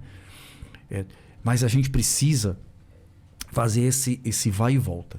A gente precisa ir ao específico e abrir um pouco o leque, certo? Para que a gente se torne um pouco mais criativo nas soluções do específico também. É Perfeito. isso. Então, agradecer muito, viu? Gente, Bacana. obrigado demais por tudo. Maravilha. Foi sensacional o papo. Felipão, obrigado. Diretamente de Araraquara City. É isso aí. Próximo episódio você vai estar aqui do lado de novo. Tamo junto. Obrigado. Com certeza. Né? Você Sem dúvida. E, cara, brigadão, Oscar, Ulisses, pô, foi demais. Eu queria encerrar o podcast com uma máxima, cara, que eu sempre comento com o Felipe, que eu acho muito legal, que eu escutei do Barack Obama no evento que ele veio palestrar aqui no Brasil, alguns anos atrás, que ele falou o seguinte, cara, vocês só vão evoluir o dia que vocês entenderem que educação é um benefício econômico e não social. Então eu vou deixar para reflexão, esse é um tema que também tem muita discussão, e a gente deixa os comentários, vamos debater. Ó, vou deixar também aqui na descrição o LinkedIn do Oscar e do Ulisses. Se vocês quiserem estender o papo com eles, tirar dúvidas, enfim, conversar sobre esse e outros temas, eles são super abertos para isso, eles gostam dessa troca. Então, entrem em contato, adicionem eles no LinkedIn, tá bom, galera? E é isso aí, a gente também, o Felipão, a gente fica à disposição. Muito obrigado por mais esse TIcast. Valeu, galera, pela audiência. Muito obrigado pela participação. Fomos! Valeu. Um abraço.